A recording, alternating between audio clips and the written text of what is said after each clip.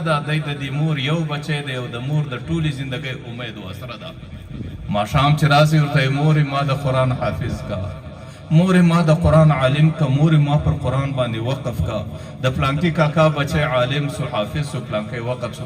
مور ورته بچی ته خو زما د ټولې زندګۍ یوه اسره یې، زه به تا څنګه وقف کړم. چې کله دویمه ورځ راسي دی بیا هغه تمنا ښکاره کوي. اخر هغه مور ته غیرت ورلی، د هغې هغه غیرت په جوش کې رالی. ورته زویه زما حافظ الله دی، زما د طرفه پر دین باندې وقف یې، ورشه چې کوم ځای دین زده کېږي خپله زندګي د دین په خدمت کې تېره کړه. حضرت سفیان ثوری رحمه الله سار 7 کلن 8 کلن بچی د مکې مکرمې سره ووتی او د علم په تلاش کې روان سو. دې وخت کې مدینة العلم دا بغداد و چې د علماو مرکز. نو هر څوک د علم دپاره بغداد ته رسئ. لکه کله کله د دې ځای څه علم د خلک کراچي له ځي، کله هندوستان له ځي، کله ځای له ځي. هغه مرکزونه یې هغې له هغه بچي هم دا تمنا وکړه چې زه به بغداد ته ځان رسوم. بغداد ته څنګه ځي؟ د یو قافلې د تجارت سره ځان وتاړی. کله کله هغه پر اوښ باندې سپور کې، کله یو څه ورکې، کله نه کې ور. د ډېرو منزلو څه وروسته بچی بغداد ته ورسېدی. بغداد کې هغې څنګه زندګي تېره کړه؟ د هغې زندګي د خپلو ملګرو سره په ماجتانو کې دا یو داستان تاریخ لیکلی دی. 19 کاله حضرت سفیان ثوری رحمه الله په بغداد کې تېر کړه. 19 کاله بعد د هغې د قرآن حفظ، د هغې د علم زده کړه، د هغې علمي ترتیبات سر ته ورسېدو، لکه نن چې د دې بچیانو حفظ سر ته ورسېدی. 19 کاله بعد د هغې سره دا فکر پیدا سو چې زه به واپس کور ته ځم. نه د ټلیفون زمانه ده، نه د رسنیو زمانه ده، نه د خطونو زمانه ده، نه د معلوماتو زمانه ده. هغه مور 19 کاله د دې خپل بچي انتظار لري. 19 کاله بعد به څنګه کور ته ځان رسوي؟ د یو قافلې سره بیا ځان وتړی چې زه به کور ته رسېږم. اتفاقا چې د قافلې مکه ته را رسوی، دې وخت کې ماخستن ناوخته قافله د مکې سره تېرېږي. بری ده ته لار روښله، ورته یې بچی ستا لار دغه ده، ته ورسه. دې وخت کې د ده د ځوانۍ زمانه ده، ورته یې دغه د مکې کلی دی، ورسه خپل کور ته. سفیان ثوري چې کله د ماخستن وخت دی مکې ته رالی، 19 کاله مخکې وتلی دی. هغه خپل کور، هغه خپله مځکه، هغه خپل کلی، د هغې کې ګرځي، هغه خپله دروازه نور معلومېږي چې 19 کاله مخکې زه د کومې دروازې وتلی. ډېر وګرځېدی، شاته ولاړی، مخته ولاړ، یوه لار بله لار ګرځي، د خپل کور درک نور کول کېږي. ځکه 19 کاله کې آبادۍ بدلېږي، په 19 کاله کې نسلونه ختمېږي. آخر د ډېره فکره څه وروسته بره پر یو دروازه باندې ځان برابر کړی چې شاید 19 کاله مخکې چې زه د کومې دروازې څه مهر رخصت کړی و، هغوی به دغه دروازه وي. دې دروازې ته ډېر په وهم را روان دی. د ځانه سره دا فکر کوي هغه مور به مړی که به ژوندی؟ ایا که مړی د هغې قبر به ما ته څوک راوښي که بیا نه راوښي؟ د هغې و قبر ته یو دعا به مې نصیب سي که به نصیب سي؟ په ډېر احتیاط رالی. مهره دې دروازې ته یو سړی په سوچ کې ولاړ دی، مهره داسې په وهم کې کراره وټکوله. هغه بوډۍ نیمه شپه سوه، هغه بوډۍ کراره کراره، زه د خپلې زمانې او د عصر په مطابقت وایم، لکړه په لاس کې چشمې پر سترګو لکړه ټکوي، دروازې ته را روانه ده. چې کله دروازې ته نږدې راله، مهره یې غږ وکړې بچی څوک یې زما غریبې دروازه ټکوي؟ دې نیمه شپه کې زما دروازه ته څوک ولاړ؟ دی څه ورته وایي؟ ورته یې مورې ستا بچی سفیان راغلی. هغه مور یې صدقه ساه بنده سوه، جواب نه سوه ورکولی. چې کله احساس سمه سوه ورته یې سفیانه زه تا ته دروازه نسم خلاصولی. ورته یې مورې ولې نسې خلاصولی؟ ورته یې بچی ما خو ته د الله پر دین باندې وقف کړی وې، او که ته زما کور ته بیا راسې په وقف کې رجوع رانسي، او په وقف کې رجوع کول دا د غیرت خلاف خبره ده. بچی زما غیرت یې نه برداشتوي چې ته بیا زما کور ته راننوځې. ورته یې بچی زما او ستا ملاقات به کله وي؟ د عربي ادب یو مشهوره جمله ده. ورته یې بچی اما اللقاء فیوم اللقاء، زما او ستا ملاقات به د محمد رسول الله د ملاقات په ورځ وي. چې کله د قیامت میدان کې د محمد رسول الله مخ ته سره پیښ شو، هلته به ملاقات سره کوو. بچی د هغې څه مخکې زه ستا سترګې نسم لیدلی. مندو بچان په دغه غیرت باندې وقف کو هغې 14 کاله در ما او تا 1400 کاله وروسته هم در ما او تا پورې دین راورسوی. هغه زنانې هغه بچی په هغه شپه باندې دغسې د تړلې دروازې سره رخصت کوي. ستاسو خیال دی هغه مور به څنګه شپه تېره کړي؟ هغه مور به دا فکر چې زما بچی ولاړی چیرې، زما بچي به شپه چیرې تېره کړي او زما بچي به دا شپه په کومه سرګرداني کې تېره کړي. لیکن د هغه بچي سترګې بیا نه ولیدلې. پر دې دین باندې بچان په دغه شکل خلکو وقف کېدل. که هغه خلکو دغه شکل ورته دغه نیت ورته درلودی لکه نن چې ما او تا ورته لرو، زما دکاندارۍ ته دې تاوان نه رسېږي، زما تجارت ته دې تاوان نه رسېږي او زما زراعت ته دې تاوان نه رسېږي او پر ما دې یو مشکل نه راځي، بیا زه دینداره یم، زما بچی به علم کوي. او که چیرې زما پر تجارت او پر دې لږ مشکلات راتلل، بیا نه زه دینداره یم نه زما د بچي د مدرسې سره تعلق دی. که د هغې خلکو په دغه نظر کې ورته ناست وای، په خدای قسم نن 1400 کاله بعد به هم د دې ځایه دین نه وای را رسېدلی. لیکن الحمدلله په 90 کاله دننه کې په 90 کاله دننه کې د مدینې منورې صدر محمد ابن قاسم دین دې علاقې ټولو ته راورسوی. 2.5 کاله یې دلته تېر کړو. د کشمیره صدر دیپالپوره پورې دا ټوله حصه د محمد ابن قاسم په فاته کې راله. 2.5 کاله بعد چې پر دې مځکه باندې شهید سو، بیا صرف جسد مدینې ته ورسېدی. د محجاج ابن یوسف زوملو او 4 میاشتې د واده کړي وې، لیکن د هغې څه وروسته بیا خپله زنانه تر مرګه پورې نه ولیدله. نن به خلک وایي د محمد ابن قاسم خپل کور خراب کړي. په خدا قسم کور یې خراب کړي، لیکن په لکونو کورونه په اسلام باندې آباد کړو. هغه خلک دین په دې شکل را رسېدلی دی، دین په دغه وقفونو را رسېدلی دی، دین په دغه قربانۍ را رسېدلی دی، دین په دغه ستړیا را رسېدلی دی. سفیان ثوری چې کله حرم ته رالی، زندګي یې تېره سوه. په آخر عمر کې د حرم لوی محدث سفیان ثوری و او دې وخت کې د مشهور خلیفه ابو جعفر منصور د مظالمو وخت او د په حرم کې د هغې د مظالمو خلاف فتوا ورکړه. ابو جعفر منصور د خپل دارالخلافه څه حال را واستوی، ولته د مکې په حرم کې صلح او پانسۍ جوړه کړئ. زه د مکې په حرم کې سفیان ثوري ته داسې پانسۍ ورکوم چې د ټولو قوم او د ټولې علاقې او د ټولو انسانیت دپاره عبرتي، چې آینده بیا د خلیفه په مخ کې څوک خبره ونه کړي. دی په حرم کې دی درس کوي د حدیث. چې کله غرمه سوه، شاګرد دی د فضیل ابن عیاض دی یا هر څوک چې دی رالی، د هغې پر حتیم عجانو لیدلی دی میزاب رحمت چې راتویږي. دې ناوه کې هغې زنګون ورته کښې شوی، د دې خپل شاګرد پر زنګانه باندې یو ساعت کوي قیلوله غرمه کوي. قیلوله د پیغمبر سنت دی. خلکو د پیغمبر په سنت کې ډېر برکت دی. زموږ علماو بزرګانو لیکلي دي چې د پیغمبر په سنت کې دومره برکت دی، تیرو قومونو ته الله تعالی پر ټوله شپه عبادت دومره اجر نه ورکوی لکه دې امت ته چې صرف د غرمې پر قیلوله باندې الله څومره اجر ورکوي. لیکن قیلوله زموږ خلک غلطه معنا قیلوله خلک د زیواله څه وروسته کوي. پیغمبر علیه السلام سنت قیلوله دا د زیواله څه مخکې وله.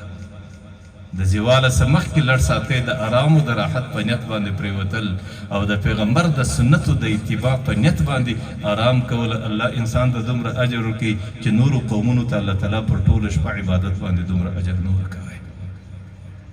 د چې کله ګینټاو سبق ووایه، رالی سفیان ثوري د مکې په حتیم کې میزاب رحمت چې راتویږي، په دې حتیم کې لاندې د خپل شاګرد پر دې زنګانه باندې سر کښې شوی، لږ آرام کوي، قیلوله کوي. یو بل محدث د حرم دی، هغې رازغلي باره یې داسې سره وشوروی، سفیان ابن عیینه. هغې باره داسې سره وشوروی، ورته سفیانه غورځه، د سترګې را کښېنې. ولې غورځم؟ ورته دا سولی ستا دپاره درېږي او ورته ته ورته وګوره. هغې چې سولی ته وکتل، پر سولی باندې تیز کار روان دی، ډېره پورته سوې ده او د چا دپاره تیارېږي؟ د سفیان ثوري د پانسۍ دپاره تیارېږي. هغه ورته دا سولی ستا دپاره ده، ده چې سترګې را روڼې کړي ورته او قد فعل ذلک، دا یقینا دغسې ده. هغه ورته ته دې سولی ته وګوره، دا نه کوي چې ما څه کړي دي، دا نه کوي چې پر کومه وتښتم، دا نه کوي چې پر کومه باندې ولاړ سم. د حتیم د دروازې سره ووتی، د بیت الله دروازې ته رالی. د بیت الله د دروازې او د حجر اسودې په مابین کې چې کوم دیوال دی، دې ته ملتزم وایي. پیغمبر علیه الصلاة والسلام حدیث مبارک دی چې کم څوک د خپل حاجت دپاره پر ملتزم باندې لاس کښېږدي، هغه داسې دی لکه د حاجت دپاره د الله په لمن پورې وځړېږي.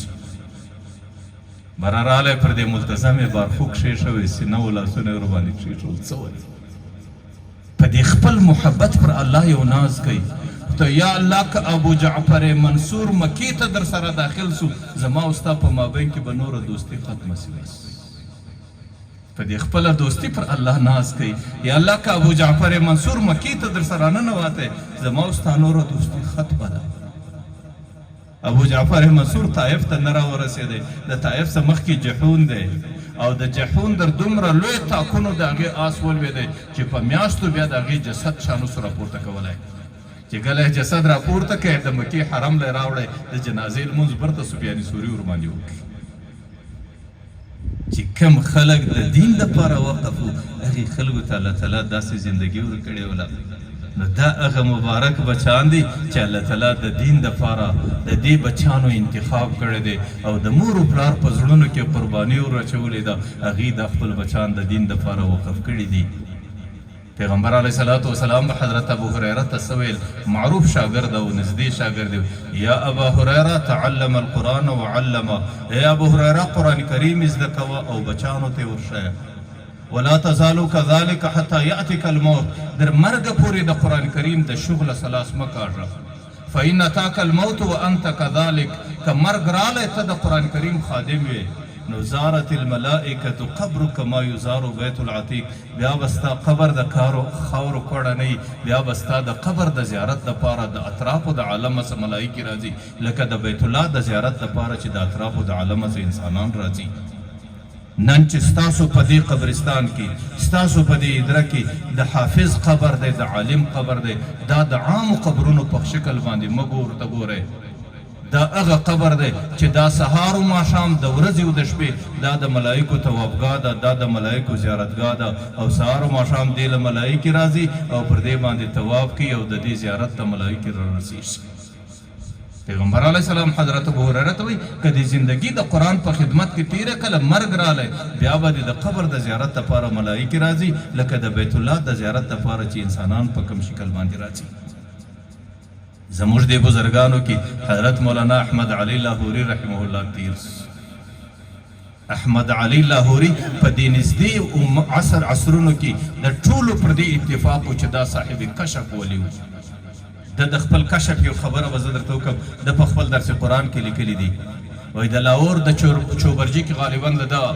مسجد لاهوري مسجد اوس هم شته 13 کاله یا 40 کاله د قرآن کریم په خدمت کې تیر دی وایي زه سهار د لاهور په ښار کې راووتم یو سفید پوش بزرګ په مخه رالی چې کله ما مصافحه ورسره وکړه هغې راته احمد علي انسانان چیرې دي وایي ما ورته حضرت دا ټوله ښار انسانان دي نه انسانان غواړم انسانان چیرې دي او بیا ما ورته حضرت دا ټوله ښار انسانان دي برای راته ویل بچی ته رانږدې شه زه چې ورنږدې سوم برای دا لاس داسې پورته کوي ویل بچی زما در دې بغله لاندې ته دې انسانانو ته وګوره احمد علي قسم خوري چې کله مې د هغې بزرګ در بغله لاندې د انسانانو ته وکتل په خدای قسم یکه دوکه انسانانو د ټولو شکلونه یا د خنزیرانو یا د بیزوګیانو او یا د مارانو یا د لړمانو دا خو د الله کرم دی چې د دې امت رنګونه نه بدلیږي ورنه علم الامثال کې چې سړی په کم عمل باندې اختی الله تعالی شکل په هغه شکل باندې شمارلی دی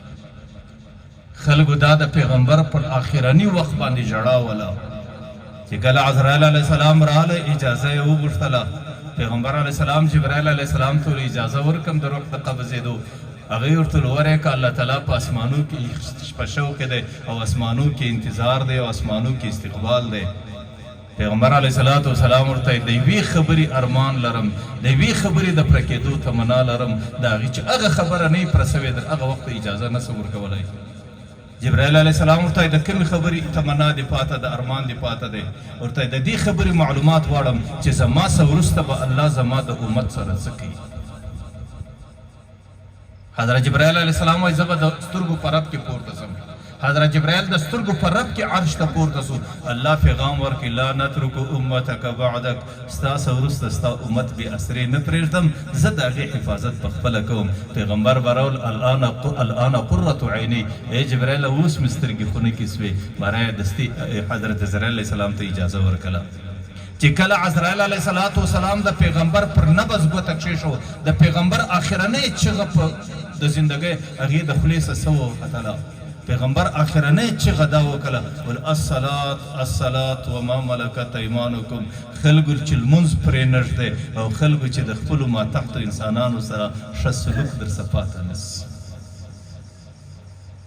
خلکو امت ته ویل زما د امت د کامیابۍ لار لمونځ ده نن د بده مرغه په امت کې 95% د انسانانو لمونځ پرېښود بیا به ولې ګیله لري چې زما بچان به څوکریل کېږي بیا به ولې ګیله لري چې امت مسلمه به نن پر سر ټکول کېږي بیا به ولې ګیله لري چې په خلیج کې نن د اسرائیلو شکل تاسو په نقشه کې وګورئ د هغې شکل د یو ټکي مقدار دی پر دې باندې ټوله قومونه د مسلمانانو ملکونه راګرځېدلي دي لیکن څوک د یوې ټکي در پښو لاندې کو په خدای قسم دا نور خپلې د انتظار شپې شماري چې اوس ما واری دی لیکن چا کې همت نستا په چا کې غیرت نستا په چا کې بهادری نستا د هغې د جواب همت ولې په چا کې نستا ځکه د ده سره د لمانځه طاقت نستا د ده د لمانځه د کامیابۍ لار د ده څه پاته سوه الله تعالی هغه د همت او د غیرت طاقت هم ځینې واخیستی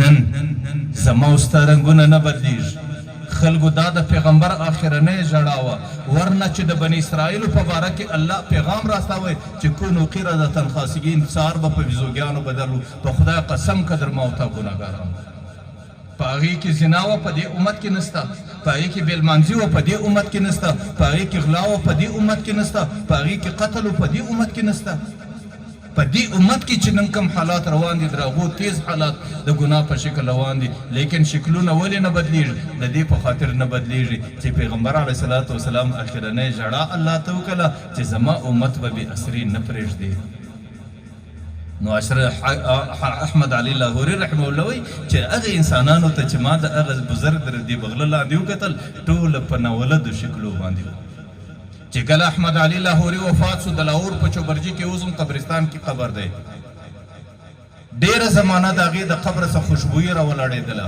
بیا علماو دعا وکړه چې الله دا کرامت ختم که داسې نه چې خلک د دې قبر بې حرمتي ونه کړي یو سړی د هغې ماما په دې قبرستان کې پټ دی هغې ماما په خوب باندې ویني ورته الله تعالی قبر کې څه در سره وکړو هغه ورته د کومې ورځې څه چې احمد علي د لاهور قبرستان ته راشوه سو الله د ده په برکت د لاهور و ټولو قبرستان ته مغفرت وکړي چې کله د قرآن حافظ په یو هدره کې پروت وي په عالم په یو هدره کې پروت وي او د قرآن یو خادم په دې هدره کې پروت وي د هغې د عزت په خاطر کله دا ټولو قبرستان ته مغفرت وسي احمد علي یو خپل مورید یې په خوب ویني ورته وایي الله څه در سره وکړو ورته وایي چې د الله سره کله فیصل الله تعالی راته السج راوړي دي زما د عقیده سو چې زما سره حساب کېږي ما ته د پیغمبر حدیث په یاد راغلی چې من نوقش فی الحساب فقد هلک که د چا سره حساب شروع سو هغه تباه زما ژړا شروع کړه الله تعالی راته ویلی احمد علي ژړا دې هغه وه چې په دنیا کې دې وکړه بس دی کثیر البکاو دله به ژړا ډېره وکړه ول الله راته زما دې په خپل عزت و جلال قسمي چې نن مې د ټوله قبرستان ته ستا په خاطر مغفرت کړی دی نو تا ته به څنګه مغفرت نه کړم نو د قرآن حافظ چې کومې هدرې له ورسي چې کوم قبرستان له ورسي چې پر کومه مځکه باندې ګرځي او چې په کوم کلي و کور کې دا د دې کلي نیکبختي ده دا د دې قبرستان نیکبختي ده دا د دې وطن نیکبختي ده دا د دې علاقې نیکبختي ده ستاسو څه خیال دی چې دا حافظانو ستاسو په دې کلي کې د شپې په خپله درسګاه کې تلاوت کوئ پر دې کلي به د ملایکو کوم حالت پر دې کلي به د انواراتو کوم حالت او پر دې کلي به ملایکې په کم شکل د رحمت راتلي او پر دې کلي به الله تعالی د دې بچانو په خاطر کم انوارات را نازلول زموږ دې بزرګانو کې شاه عبدالقادر محدث دهلوي رحمه الله تیر شاه عبدالقادر محدث دهلوي رحمه الله هم ډېره زمانه د قرآن ترجمه یې هم وکړې تفسیر یې لا بل چا کړې ترجمه ده لیکلې چې په کم قبرستان کې راغلی په دې وخت کې صاحب کشف بزرګ فضل الرحمن گنج مراد آبادي رحمه الله ژوندی و برای یو مرید د گنج مراد آبادي رحمه الله څخه پوښتنه وکړه ول حضرت د شاه صاحب قبر ته د کشف مراقبه کړې ده د هغې د کشف لږ حالات را سره شریک ورته یو بچی ډېره زمانه مخکې مې لا ورته کړې ده ورته د شاه صاحب سره الله تعالی په دې قبر کې څه ورته بچی چې په کوم قبر کې شاه عبدالقادر محدث دهلوي راغلی د هغې مځکې څه 14 په 14 میله کې الله تعالی عذاب ورکړي څوارلس میله پر دې طرف، څوارلس میله پر دې طرف، څوارلس میله پر دې طرف، څوارلس میله پر دې طرف، چې څومره انسانان په دې مځکه کې دي، الله تعالی د انسانانو ته عذاب نور کوي. ځکه دې مځکې د شاه عبدالقادر محدث دهلوي د قرآن خادم راشه وسوی دی. ځکه زموږ بزرګان دا لیکي چې کله یو بزرګ وفات سي، یو حافظ وفات سي، یو عالم وفات سي، زموږ خود د دین سره ناولتیا ده یا څه مرض دی، برای دستي په یو خاص حجره کې په یو خاصه مدرسه کې پټ کړو. لیکن علماو دا لیکلي دي مستحبه طریقه دا ده په دې عام قبرستان کې کښېږدئ، یا به دی نیکي الله تعالی به د ده په برکت د دې قبرستان څخه عذاب پورته کړي، یا به په دې قبرستان کې یو نیک بنده الله یشی د هغې په خاطر به الله تعالی د ده څخه عذاب پورته کړي. نو وخت مې ډېر واخیستی، دې بچانو ته مبارکي وایم، د دې بچانو قریبانو ته مبارکي وایم، د دې مور و پلار ته مبارکي وایم، او چې دوی ته خپله مبارکي وایم. الله تعالی دې داسې بچان کړي چې د مور و پلار د سترګو خنکوالی سي. الله دې داسې بچان کړي چې مور و پلار ورته ګوري زړونه یې په خونه کړي. الله دې د کلي او د علاقې دپاره د نیکبختۍ او د سعادت او د رهنمایۍ او د هدایت ذریعه وګرځئ. خو صرف په آخر کې یوه خبره کوم که اجازت یې ستاسو. هغه خبره دا ده چې خلکو یو عجیبه ستړي دور ته راغلي یو د خدای په خاطر. نن د میډیا دور دی، د ښو د بد امتیاز ختم سو، د مشرو د کشر امتیاز ختم سو، د عزتمنو د بې عزت امتیاز ختم سو. نن د یوې روپۍ سړی دی، هغې د امت او د ملت پر یو بزرګ باندې په هر شکل بهتان ویلی سي، په هر شکل تهمت ورباندې تړلی سي، هغې په هر شکل باندې بې عزته کولی سي. د خدای په خاطر د علماو، د نیکانو، د دیندار خلکو د دې سره د مینې او د محبت زندگی تیره کړئ. د دې د اهانت او د دې د سپکاوي او د دې د غیبت او د دې د کردار کشۍ اراده د خپله ځانه څخه ختمه کړئ، د خپلو بچانو څخه ختم کړئ، او د خپلې رسنیو څخه ختم کړئ، او د خپلې زندګۍ څخه ختم کړئ. د امت د علماو د دې قدر او احترام وکړئ. دا انسانان چې راغلي دي دا د الله تعالی قاصدانو استازي دي، دا الله راستولی دي، د دې انتخاب الله کړی دی. تاسو ته نه ده معلومه چې کله یو باچا یو چاته یو قاصد ورواستوي او د هغه قاصد توهین او سپکاوی په یو مځکه کې په یو وطن کې وسي، بیا چې هغه قاصد راسي د باچا ته خپله قصه بیانوي، په خدای قسم باچا یې په ډېر غور اوري چې زما د قاصد سره څه سوي دي. بیا د هغې قوم به باچا په خپله انتقام ورکړي. نو دې علماو ته په سپک نظر مه ګورئ، دا د الله استازي دي، دا د الله قاصدان دي، دا د الله د طرفه راغلي مخلوق دي، ځکه د دې انتخاب الله تعالی کړی دی په دې مځکه کې. کمې د دې سپکاوی وکړئ، کمې د دې اهانت وکړئ، کمې د دې بې عزتي وکړه، کمې د دې کردارکشي وکړه. که دې خپله چغه خپل رب ته پورته کړه، د مځکې پر مخ چې بیا الله د دې چغه څومره ژر اوري، بل داسې مخلوق نشته چې د هغې چغه داسې واوري. که د دې چغه و الله ته وسوله، په الله دې مې قسم که پر دې مځکه د آرام زندګي بیا ووینئ، او پر دې مځکه باندې ښې شپې پیدا کړئ، او پر دې وطن باندې بیا د آرام شپې او ورځې ولرئ. خپل بچان را وګرځوئ او خپل نوی نسل را وګرځوئ، او د دې خبرو سره را وګرځوئ چې ګورئ په دنیا کې هر رسنۍ، هر ګروپ، هر واټساپ، هر څه چې استعمالوئ ته آزاد دی، لیکن د علماو د کرداره سره، د دیندار خلکو د بېعزتۍ څخه، او د دیندار خلکو د اهانت او د دیندار خلکو د کردار خرابولو څخه خلکو ځان ګورئ. حافظ ابوالحسن عساکر رحمه الله زموږ د امت کې ډېر لوی بزرګ دی. هغې خپلو شاګردانو ته اخرنی وصیت کوي، ورته یې بچانو الله تعالی دې زموږ او ستاسو زندګي د دین دپاره خرڅه کړي. ورته یې بچانو الله تعالی دې موږ او تاسو ته حق تقوا را په نصیب کړي. ای بچانو الله تعالی دې خپله رضا نه را نصیب کړي. په اخر کې ورته یوه خبره درته کوم، ورته ان لحوم العلماء مسمومه. بچانو د علماو د غوښو څخه ځان ګورئ، د علماو غوښې ډېرې زهریله دي چې د هر چا کردار خرابوي، د هغې غوښه خوري، ځکه د هغې غیبت کوي، غیبت د هغې غوښه خوړل دي. لیکن د عامو انسانانو غوښه که وخورې دومره خطرناکه نه ده لکه د علماو غوښه چې وخورې څومره خطرناکه ده. ان لحوم العلماء مسمومه، د علماو غوښه ډېره زهریله ده. او د دې زهرلتوب اثر په دنیا کې ښکاره کېږي. ورته بچانو چې کومه ژبه د علماو په کردار خرابي کې عادت سوله هغې ژبې ته الله تعالی پر دنیا باندې په حالت د زکندن د کلمې توفیق نه ورکوي.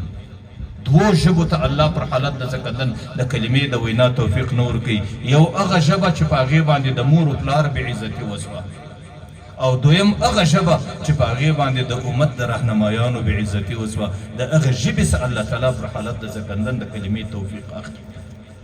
او بیا ورته یې بچانو د چې کوم څوک د علماو کردار خرابوي، ورته یې بچانو د هغې متعلق د الله عادت معلوم دی. د الله عادت داسې دی چې الله تعالی د زړه په مرګ اخته کوي قبل ان یموت. د مرګ څخه مخکې الله د زړه ورمړ کړي، او چې زړه یې مړ سي بیا د ښه او د بد تمیز نسي کولی، بیا د روا او ناروا تمیز نسي کولی، بیا د جایزو او د ناجایزو تمیز نسي کولی، بیا د حق او د باطل تمیز نسي کولی. او بیا چې کومه ګناه ځینې کېږي او چې زړه مړ سي پر هغه ګناه الله د توبې توفیق نه ورکوي. او چې پر کومه ګناه سړي ته د توبې توفیق نسو ورک، هغې ګناه سزا الله تعالی ضرور په جهنم کې ورکوي.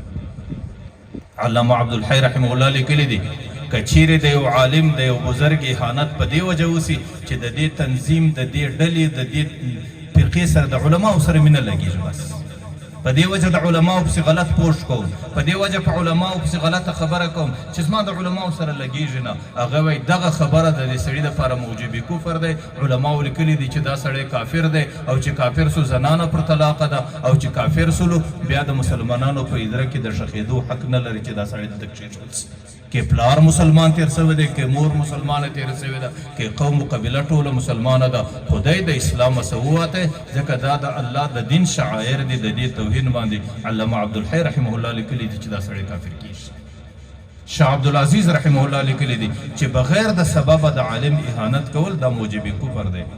ها که یو شخصي تضاد ورسره لري، یو تربورګلوي ورسره لري، یو بل عناد و بغض د یو شخصي سړي سره لري، بیا هم د دې سړي په فاسقوالي کې شک نسته، دا فاجر و فاسق دی.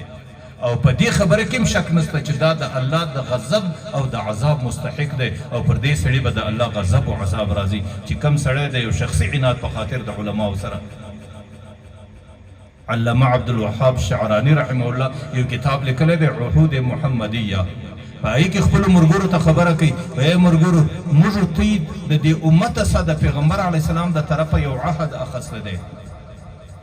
هغه عهد پر دې خبره دی چې د علماو به احترام کو ځکه پیغمبر وایي دا زما وارثان دي، د علماو به تعظیم کو ځکه پیغمبر وایي دا زما روحاني بچان دي، او د علماو به قدر و احترام کو. ورته یې بچانو د علماو د بې قدرۍ سزا نه وګورئ، د علماو بې قدري کول دا بې قدري در محمد رسول الله پورې رسیږي.